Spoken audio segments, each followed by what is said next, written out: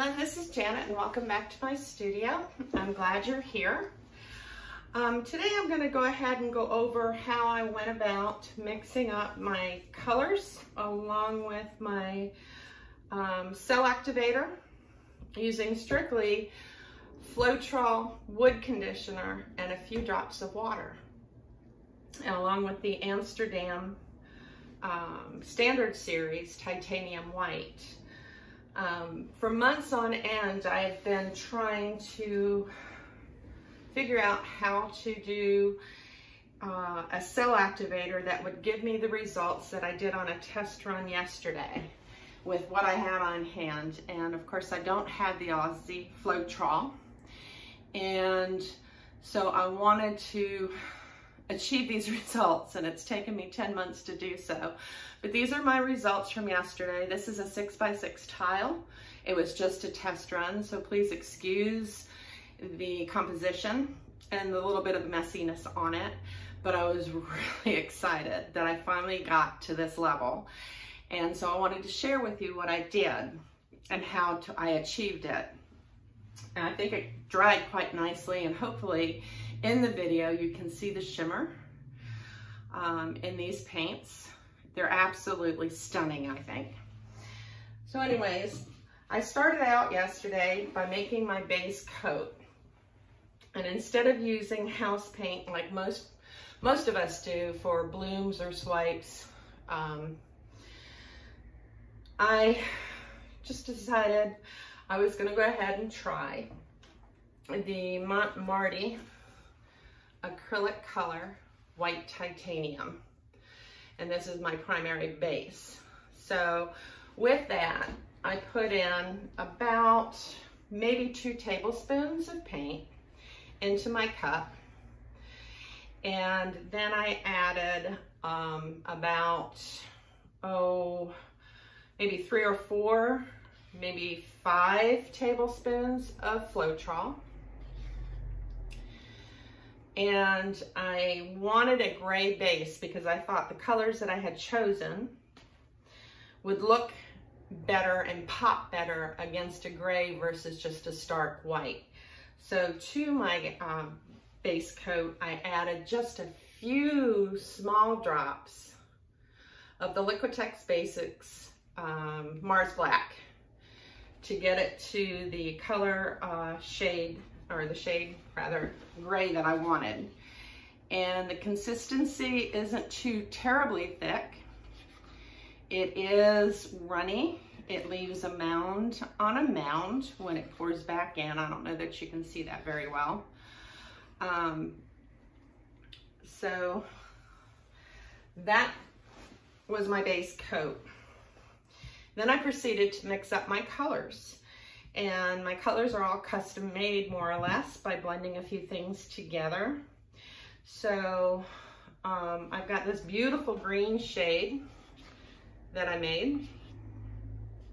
And this green shade, I took the Liquitex Basic Acrylics, and this is a light green permanent. I took the Liquitex, I get my glasses on here. It's a green with a yellow shade, and I'm not quite sure exactly how to pronounce the name. It's Phthalocyanne.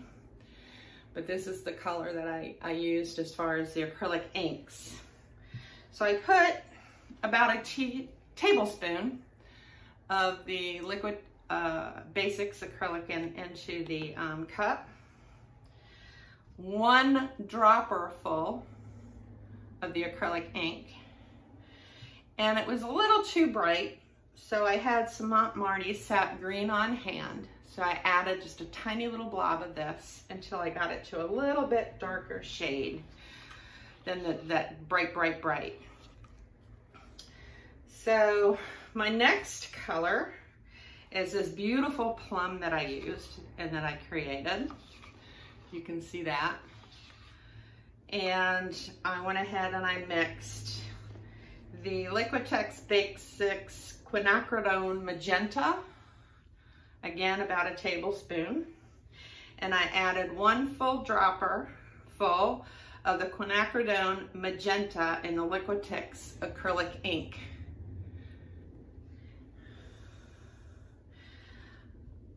My gold color, excuse me, came out to be really pretty.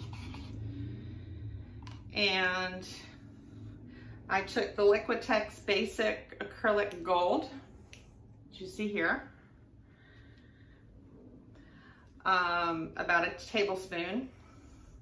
I put in about 2 or 3 squirts of the Extreme Sheen DecoArt 24 karat gold. You can see that. And then 1 dropper full of the Liquitex acrylic ink Iridescent Bright Gold. Now with these inks, make sure that you shake them up real well before you put, you know, a dropper full in or not. Then I added my Floetrol.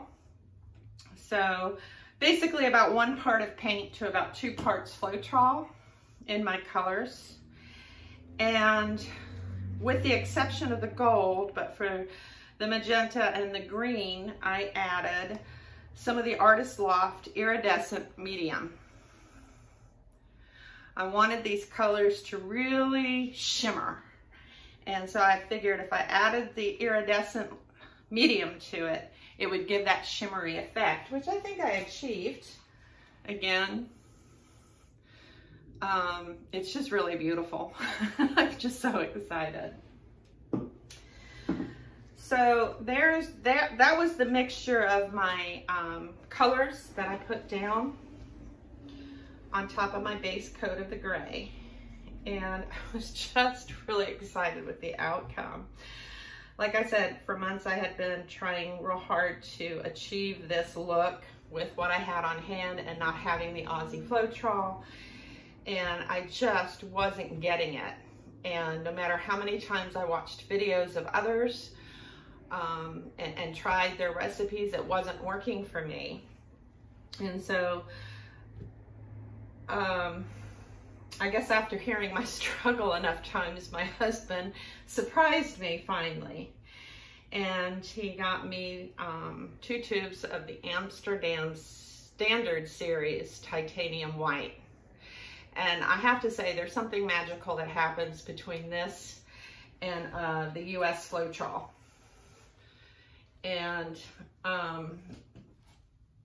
it's just really magical. And then the Minwax. And I've tried recipes before using the Minwax and have not been successful at all.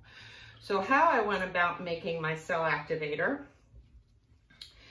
is I've got this nice little cup or glass cup that's got a perfect little lid on it, and this is my cell activator.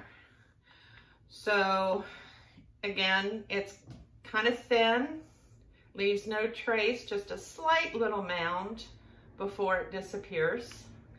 I tried to make my paints, all of my paints, along with my swiping medium, just about the same consistency, because I had tried thinner with the swipe before. I've tried thicker. I tried to mix it up, and I just wasn't getting it any other way until I finally had the consistency of everything just about equal. And I know that's kind of hard to understand. And I think what I've learned a lot through this whole process is you just got to go with what you feel is right. It's hard to explain what a mound on a mound on a mound is, what a mound on a mound is, what a slight mound is, leaves no trace, because I think consistency plays a key factor in all of this, as far as how much of this do you add, how much of that do you add, how much of this do you add. Now, to all of my colors, when I explained I added the Floetrol and the Iridescent medium, is once I got these mixed up, they were a little too thick, so I did have to put in some distilled water, but I was real careful on the amount, because again, if you get your consistency either too thick or too thin for your technique, it's not going to work. So it's a matter of just playing around each and every time to see where that consistency needs to fall for what type of technique you're doing. So I hope that makes I'm making sense. But anyways, when it came time to make my cell activator, I took a measuring spoon, which is 1 tablespoon, and I did 1 tablespoon of the Amsterdam white. I did 4 tablespoons of Floetrol. And I mixed and mixed and mixed and mixed and mixed and mixed and mixed until I made sure it was good and mixed. Scraping the sides down, making sure that everything was well mixed. Then I added, again, some distilled water to bring it down to the consistency that I needed. Not too thin, not too thick. Kind of like they say, that runny honey texture you get from warming up honey, as you can see. I debated for about a couple of hours after I mixed this up before I did my test on my tile. Do I really want to try the Minwax or not? I was so afraid because I've failed so many times before, and I thought, what the heck? Let's give it a go. But this time, let's be real sparing. So I took my little pipette and I took and added just 3 tiny little drops into my cell activator. And I'm talking tiny, tiny, smaller than a pea. And I put 3 drops very carefully. And then again, I can continue to mix and mix and mix and mix until I felt I had it in there and distributed fairly evenly throughout the mixture. So, and then I let that sit for several minutes. I'd say about 30-40 minutes.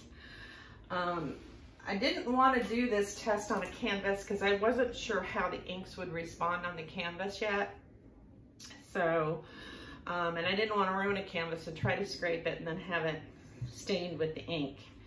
So, I wasn't sure of that. So I figured the best thing to do was take a small tile. I have a bunch of these on hand, assorted sizes, and let me do a test run on this. Now, when I did this yesterday, I also did it over in my puppy pool with my spinner to spin it out, because when I poured the base onto it, it seemed still a little too thick.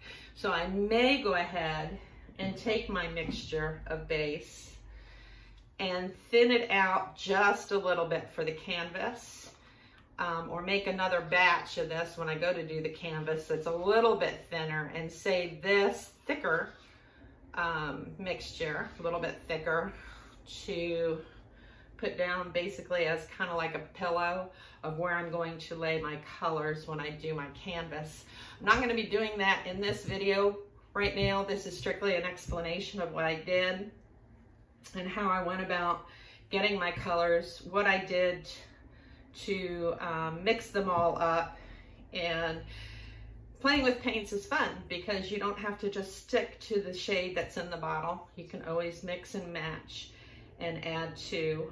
With the magenta, I don't know that if I failed to mention that to get that plum color, I also added a drop at a time of the Mars Black from Liquitex Basics, so that because it was just really bright, just like the green, and I wanted to tone it down some more, and it turned out with this beautiful, beautiful plum color. And but you got to be careful with the black, because if you add too much at a time, then you can't reverse it. So you want to do just a little bit at a time. So basically, there you have it. I did use palette knives to do my swiping and squiggly lines on my my test tile. I used this, Doesn't look very clean, but it's old. I've had it for a long time. So this particular palette knife's a little bit offset, as you can see, to do the bulk of this white. And then I went through with this smaller palette knife because the point is a little bit thinner to be able to pull and manipulate the paint where I wanted it to go and give these lines and these breaks that you see. For instance, here through here was solid, so I took the palette knife and I'm backwards here because I'm a lefty, but and was able to run the palette knife through to give it that shape. And so, I'm elated. I wanted to share all this with you. I wanted to do an explanation of how I mixed everything together. And it's my first time actually talking on camera without doing a voiceover. So I hope I've explained everything to the best of my abilities to you so that you understand. I didn't want to, like I said, mix up any extra paints at this point because I want to use up what I have on hand. I like to work with freshly mixed paints, or fairly fresh. And so there you have it, guys. If you have any questions, please feel free to drop them on the comments down below. All of this will be in the description box so that you can go there and reference whatever colors and stuff. These alcohol inks are really cool. I really do like them. I think they just add a little bit more vibrancy to your colors. And I'll be working with these quite a bit in the future. And what I have mixed up here, I'll be working on a painting a little bit later today. And I'll probably be doing a video on that and uploading it if it turns out right, because it'll be my first attempt on canvas, not on tile. So we'll see how that goes. So anyways, thank you for joining me.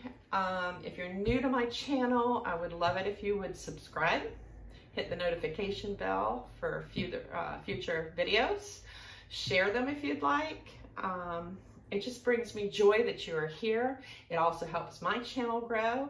If you have a channel that I've yet not subscribed to, please, again, in the comments down below, let me know what that channel is. I'd be more than happy to subscribe because we're here to teach and learn from each other every day.